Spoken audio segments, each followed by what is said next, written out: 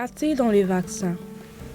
Bonjour, je m'appelle Gracia, je suis agent de santé communautaire à l'agence Numena Public Health Initiative. Aujourd'hui, dans cette vidéo, nous avons préparé quelques faits intéressants sur le contenu des vaccins. Bien que nous sachions qu'il est important de se faire vacciner, il est également important de comprendre ce qu'il y a dans le vaccin. Chaque ingrédient du vaccin a un objectif tel que fournir une immunité, maintenir le vaccin sûr et durable et augmenter l'efficacité du vaccin. Immunité.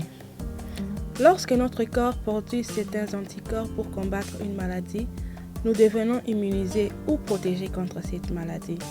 Les ingrédients des vaccins aident votre corps à renforcer son immunité. Sécurité. Les vaccins doivent être à la fois sûrs et efficaces. Certains ingrédients aident à protéger les vaccins contre les contaminations et les toxines. D'autres, comme les stabilisateurs, aident les vaccins à rester efficaces pendant très longtemps. Efficacité. Chaque composant d'un vaccin contribue à la rendre aussi sûre et efficace que possible. Le sel d'aluminium et d'autres ingrédients améliorent la réaction du corps à la vaccination. Voici quelques ingrédients que l'on trouve couramment dans les vaccins.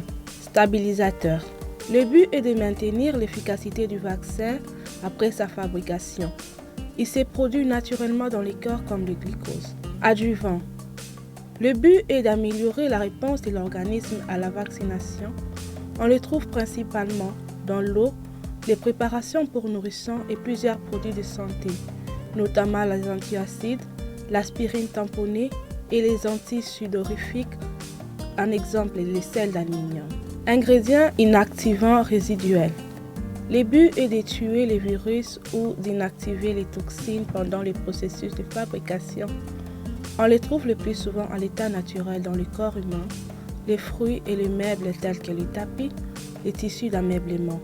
Certains exemples sont les formaldéhydes, matériel de culture cellulaire résiduelle. Le but est de développer suffisamment de virus ou de bactéries pour créer un vaccin, trouvé le plus souvent dans les œufs et les aliments contenant des œufs. Quelques exemples sont les protéines d'œufs. Antibiotiques résiduels. Le but est de prévenir la contamination bactérienne tout au long du processus de production des vaccins. Le plus souvent trouvé dans les antibiotiques réguliers, la pénicilline et d'autres antibiotiques souvent allergiques ne sont pas inclus dans les vaccinations.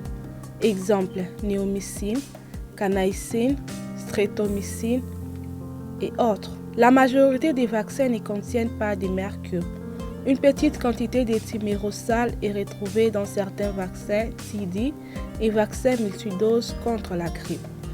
Le thymérosal comprend l'éthylmercure, un type de mercure qui peut être utilisé sans danger dans les vaccins et qui n'entraîne pas d'empoisonnement au mercure. Le vaccin contre la grippe et le vaccin TD sont tous deux disponibles sans thymérosal. Nous espérons que vous avez trouvé ces informations utiles. Faites-vous vacciner et protégez-vous ainsi que vos proches. Vous pouvez trouver toutes ces informations sur le website du CDC. Si vous avez besoin de plus d'informations ou si vous souhaitez vous faire vacciner, veuillez visiter notre bureau situé au 276 Lisbon Street ou parler avec votre médecin.